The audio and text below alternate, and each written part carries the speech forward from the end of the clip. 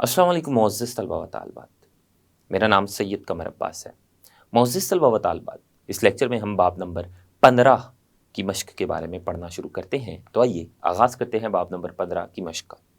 इसमें सबसे पहले हम कसीरुल इंतखाबी सवालात के बारे में पढ़ेंगे। सबसे पहला जो कसीरुल इंतखाबी सवाल हम पढ़ने वाले हैं वो है एक जानदार की जाहिर होने वाली खसूसियत, मसलन बीज का रंग या फली की शक्ल क्या कहलाती है। 4 मुख्तलिफ ऑप्शन है जिनमें सबसे पहला है जीनोटाइप, दूसरा है फिनोटाइप, तीसरा है कैरियोटाइप, चौथा है जिस्मानी किस्म। इसका जो सही ऑप्शन है, जो सही जवाब है वो है फिनोटाइप। किसी भी खसूसियत का, जानदार की किसी भी खसूसियत का जाहिर होना ये फिनोटाइप कहलाता है। तो कसीरुल इंतखाबी सवाल नंबर 1 का जो सही जवाब है वो है फिनोटाइप। हम बढ़ते हैं दूसरे कसीरुल इंतखाबी सवाल की तरफ, जो ये है कि एक जानदार में एक खसूसियत के लिए 2 मुख्तलिफ एलील्स मौजूद हैं, ऐसी जीनोटाइप को क्या कहेंगे। 4 मुख्तलिफ ऑप्शन है जिनमें पहला है होमोजाइगस, दूसरा है हेट्रोजाइगस, तीसरा है होमोलोगस, चौथा है हेमीजाइगस। इसका जो सही जवाब है वो है बे हेट्रोजाइगस। हेट्रोजाइगस क्या है? जब एक ही खसूसियत के लिए जो 2 एलील्स हैं, एक खसूसियत को कंट्रोल करने के लिए जानदार के जिस्म में जीन्स का या एलील्स का एक जोड़ा होता है, वो दोनों जीन्स या एलील्स जोड़े में मौजूद दोनों जीन्स या एलील्स मिलकर एक ट्रेट को कंट्रोल करते हैं। तो वो जीन्स, ये 2 एलील्स एक ही जोड़े में जो होते हैं और जो एक ही खसूसियत को कंट्रोल कर रहे होते हैं, अगर वो एक जैसे हों, एक जोड़े के दोनों एलील्स अगर एक जैसे हो तो इसे होमोजाइगस कहेंगे, और अगर एक ही जोड़े के 2 एलील्स एक दूसरे से मुख्तलिफ हो तो इसे हेट्रोजाइगस कहेंगे। जैसा कि सवाल पूछा जा रहा है कि एक खसूसियत के लिए 2 मुख्तलिफ एलील्स मौजूद हैं, ऐसी जीनोटाइप को क्या कहेंगे, तो इसे हम हेट्रोजाइगस कहेंगे। तो इसका जो सही जवाब है कसीरुल इंतखाबी सवाल नंबर 2 का वो है हेट्रोजाइगस बे। हम बढ़ते हैं तीसरे कसीरुल इंतखाबी सवाल की तरफ। इसमें यह है कि एक ट्रू ब्रीडिंग जर्द फली वाले पौधे और एक ट्रू ब्रीडिंग सब्ज फली वाले पौधे के दरमियान क्रॉस से पैदा होने वाली औलाद कैसी होगी, जहां सब्ज फली एक डोमिनेंट खसूसियत है। तो 2 अलहदा-अलहदा खसूसियात के हामिल पौधे, लेकिन दोनों की जो स्पीशीज है वो एक ही है। एक है ट्रू ब्रीडिंग जर्द फली वाला पौधा, मटर का पौधा है ये। इसकी फली कहते हैं उस छिलके को जिसके अंदर मटर होते हैं। इसकी जो फली है जर्द है, और दूसरा पौधा ट्रू ब्रीडिंग है वो भी, और उसकी जो फली है वो सब्ज है। जब इनका आपस में क्रॉस यानी रिप्रोडक्शन करवाई गई तो इनकी औलाद कैसी होगी, जबकि उसने ये भी बता दिया है कि सब्ज फली एक डोमिनेंट खसूसियत है। तो हम जानते हैं कि जब 2 जानदारों का आपस में क्रॉस करवाया था मेंडल ने, तो उनकी जो औलाद पैदा हुई तो तमाम की तमाम औलाद में डोमिनेंट खसूसियत मुंतकिल होती है। तो जैसा कि इसने बताया कि डोमिनेंट खसूसियत इनकी सब्ज फली है, तो तमाम के तमाम जो औलाद होगी उनकी फलियां भी सब्ज होंगी। तो इसका जो सही जवाब है वो है दाल। अलिफ, बे और जीम ये गलत जवाबात हैं। चौथाई सब्ज या फिर 3/4 जर्द, तमाम जर्द, 1/4 जर्द या 3/4 सब्ज, ये पहले वाले जो 3 ऑप्शन है ये गलत है। सही ऑप्शन जो है कि तमाम के तमाम जो पौधे पहली नस्ल में पैदा होंगे उन तमाम की फलियां सब्ज होंगी। अब हम बढ़ते हैं सवाल नंबर 4 की जानिब। वो ये है एक जानदार की जीनोटाइप बड़ा ए छोटा बी है। वो जानदार कितनी तरह के विरासती तौर पर मुख्तलिफ गैमीट्स पैदा कर सकता है अगर उसकी जीनोटाइप बड़ा ए छोटा बी है। तो ये हमने डाई हाइब्रिड क्रॉस में या लॉ ऑफ इंडिपेंडेंट असॉर्टमेंट में पढ़ा था। इस तरह की हालत में जो गैमीट्स पैदा होते हैं वो सिर्फ एक ही किस्म के गैमीट पैदा होते हैं। तो इसका जो सही जवाब है वो है अलिफ 1। ये जो जानदार जिनका जीनोटाइप इस तरह का है कि एक जोड़े में मौजूद दोनों एलील बड़े हैं, दूसरे जोड़े में मौजूद दोनों एलील्स छोटे हैं, एक जोड़े में ए है बड़ा ए और दूसरे में छोटे बी है, ये जानदार सिर्फ एक ही किस्म के गैमीट पैदा करेगा। उन गैमीट्स में ए वाले जोड़े में से एक बड़ा ए होगा और बी वाले छोटे में से एक छोटा बी होगा। तो ये ऐसे गैमीट्स पैदा होंगे जिनमें एक एलील बड़े जोड़े में से आएगा यानी ए के जोड़े से आएगा, और एक एलील छोटे जोड़े यानी बी के जोड़े से आएगा, और बड़ा ए और छोटा बी मिल जाएंगे। 2 अलग-अलग खसूसियात के ये एलील्स हैं और ये गैमीट्स में जाएंगे। तो एक ही किस्म का बस गैमीट, जितने भी गैमीट ये वाला जानदार पैदा करेगा वो एक ही किस्म के होंगे और उन सब में एक ए अलील होगा और एक बी छोटे वाला अलील होगा। तो इसका जो सही जवाब है वो है 1। पांचवा एमसीक्यूज की तरफ बढ़ते हैं। वो ये है कि जीन्स के बारे में कौन सा बयान दुरुस्त नहीं। पहला बयान वो ये है कि जीन्स क्रोमोसोम के ऊपर लगे होते हैं, ये बिल्कुल दुरुस्त बयान है। बे जीन्स डीएनए के एक लंबी तरतीब पर मुश्तमिल होते हैं, ये भी बिल्कुल दुरुस्त बयान है। जीन्स डीएनए के ही टुकड़े होते हैं जो कि न्यूक्लियोटाइड्स की तरतीब पर मुश्तमिल होते हैं या डीएनए की तरतीब पर मुश्तमिल होते हैं। जीन जो इंतखाब है वो ये है कि एक जीन के पास एक प्रोटीन की तैयारी के लिए हिदायत होती है, ये भी बिल्कुल ठीक है कि जीन के पास प्रोटीन की तैयारी के लिए मालूमात होती है। और जो आखिरी दाल ऑप्शन है वो ये है कि हर सेल के पास हर जीन की एक ही कॉपी होती है, और ये गलत है। जीन्स के बारे में ये जो आखिरी बयान है कि हर सेल के पास हर जीन की एक ही कॉपी होती है, ये गलत है। बल्कि हर सेल के पास हर जीन की कम अज कम 2 कॉपियां होती हैं, एक उसको अपने वालिद से और एक वालिदा से मिलती है। तो जो दाल जवाब है कि हर सेल के पास हर जीन की एक ही कॉपी होती है, ये गलत जवाब है। तो इसका जो सही जो ऑप्शन है वो दाल है कि हर सेल के पास हर जीन की एक ही कॉपी होती है। ये गलत बयान है जीन्स के बारे में, और ये कसीरुल इंतखाबी सवाल नंबर 5 का दुरुस्त ऑप्शन या इंतखाब है।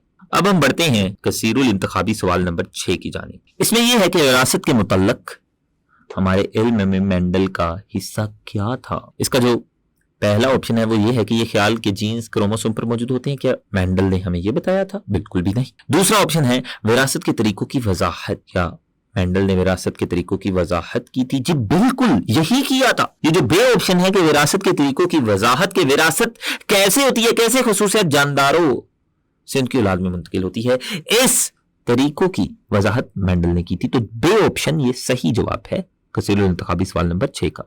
जबकि जीन ये है कि अलील्स की दरियाफत बिल्कुल भी नहीं, अलील्स की दरियाफत मेंडल ने नहीं की थी। और दाल है ये मुतय्यन करना कि डीएनए में मौजूद मालूमात प्रोटीन की तैयारी के लिए होती है, ये भी मेंडल ने नहीं बताया था। तो मेंडल ने हमारे इल्म में जो इजाफा किया था विरासत के मुतल्लक, वो ये था कि विरासत के तरीकों की वजाहत की थी। तो बे इंतखाब सही जवाब होगा कसीरुल इंतखाबी सवाल नंबर 6 का।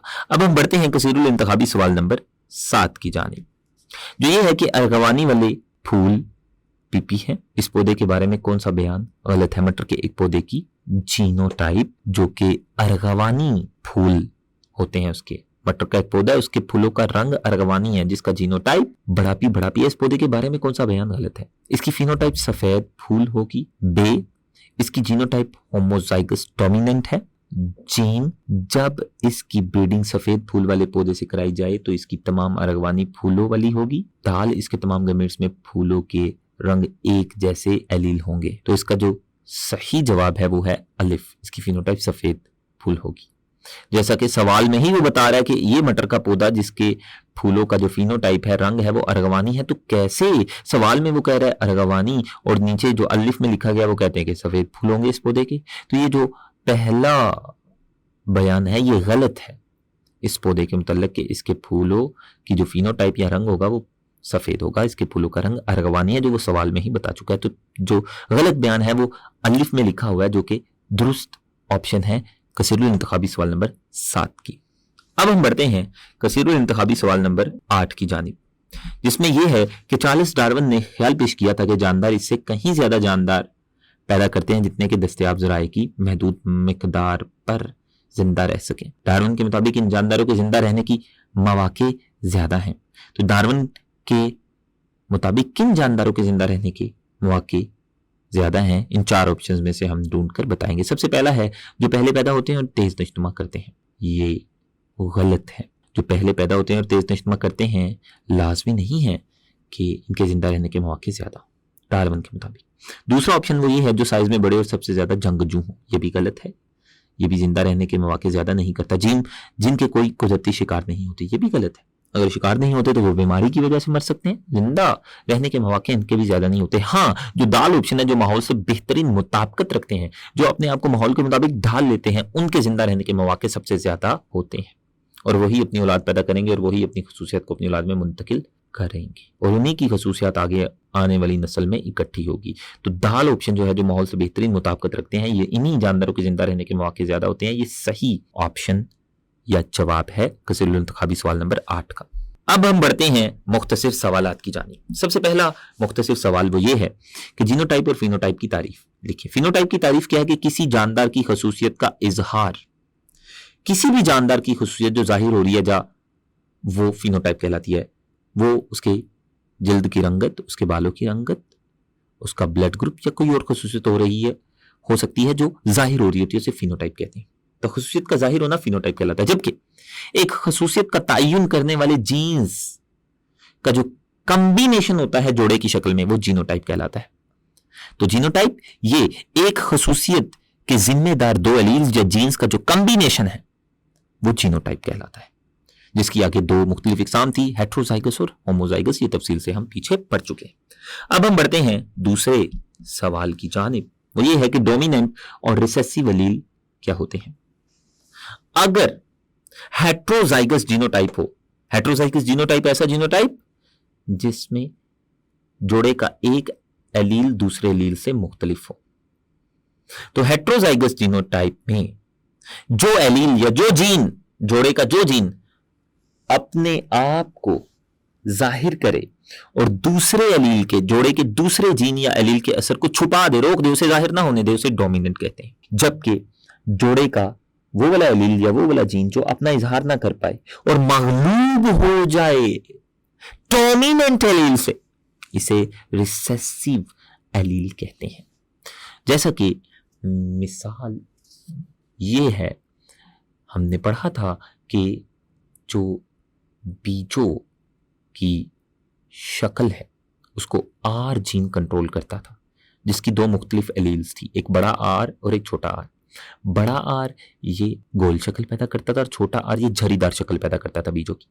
और जब ये दोनों एक ही जोड़े के अंदर आ जाए, बड़ा और छोटा आर, तो बड़ा आर ये अपनी खुसूसियत को जाहिर करता था, ये गोल शक्ल पैदा कर देता था बीज की। और हालांकि जोड़े में जो दूसरा एलील होता था वो छोटा आर होता था जो कि झरीदार पैदा करता था शक्ल, लेकिन बड़ा आर छोटे आर यानी झरीदार शक्ल पैदा करने वाले आर की खुसूसियत को जाहिर नहीं होने देगा और उसको रोक देगा, उसको मगलूब कर लेगा और उसके असर को जाहिर नहीं होने देगा, उसके असर को रोक देगा, उसके असर को छुपा देगा। तो ये एलील बड़े वाला ये डोमिनेंट है और छोटे वाला जो कि मगलूब हो जाता है डोमिनेंट एलील से और अपने आप को जाहिर नहीं कर पाता, इसे रिसेसिव कहेंगे। तो ये डोमिनेंट और रिसेसिव एलील्स के बारे में मैंने आपको बताया। डोमिनेंट एलील को आमतौर पर बड़े हरफ से जाहिर करते हैं, जबकि रिसेसिव एलील को आमतौर पर छोटे हरफ से जाहिर करते हैं। अब हम बढ़ते हैं सवाल नंबर 3 की जानिब, जो ये है कि होमोजाइगस और हेट्रोजाइगस में क्या मुराद है। ये जीनोटाइप की दो इकसाम है। ऐसा जीनोटाइप जिसमें जोड़े में मौजूद दोनों एलील्स एक जैसे हों, तो इसे हम होमोजाइगस कहेंगे। और अगर ऐसा जीनोटाइप जिसमें एक जोड़े में मौजूद दोनों एलील्स या जीन्स एक दूसरे से मुख्तलिफ हों, तो इसको हम हेट्रोजाइगस जीनोटाइप कहते हैं।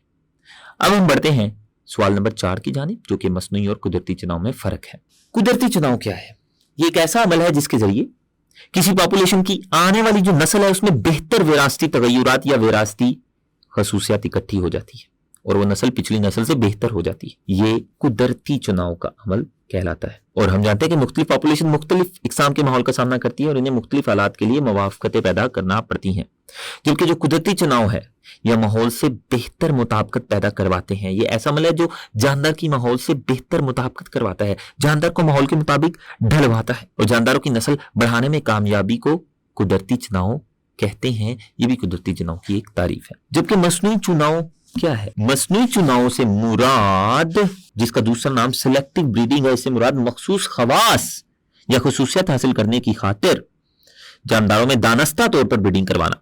वो वाले जानदार जिनकी खुसूसियत अच्छी हैं, बेहतर हैं, पसंदीदा हैं, मतलूबा खुसूसियत हैं, जैसी खुसूसियत हम चाहते हैं वैसी खुसूसियत है उन जानदारों में, तो उन जानदारों की हम दानस्ता तौर पर ब्रीडिंग करवाते हैं और उन्हीं की खुसूसियत को अगली नस्ल में मुंतकिल करवाते हैं। तो ये मसनूई चुनाव या सिलेक्टिव ब्रीडिंग कहलाता है।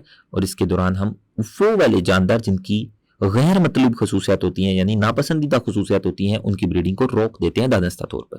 तो ये था मसनूई चुनाव और कुदरती चुनाव में फर्क। कुदरती चुनाव में कुदरत चुनती है कि किस जानदार की रिप्रोडक्शन होनी चाहिए और उसकी नस्ल अगली, उसकी खसूसियत अगली नस्ल में मुंतकिल होनी चाहिए। लेकिन मसनूई चुनाव में इंसान इस बात का फैसला करता है कि किस जानदार की रिप्रोडक्शन होनी चाहिए और किस जानदार की खसूसियत अगली नस्ल में मुंतकिल होनी चाहिए। तो ये था फर्क मसनूई और कुदरती चुनाव में। तो ये आपकी जो मश्क है 15वें चैप्टर की मश्क का खात्मा हुआ। अल्लाह हाफिज। मोअज़्ज़िज़ सल्लल्लाहु अलैहि वसल्लम, आज हमने बाब नंबर 15 की मश्क को भी मुकम्मल कर लिया। आने वाले लेक्चर में बाब नंबर 16 के बारे में पढ़ेंगे। अल्लाह हाफ़िज़।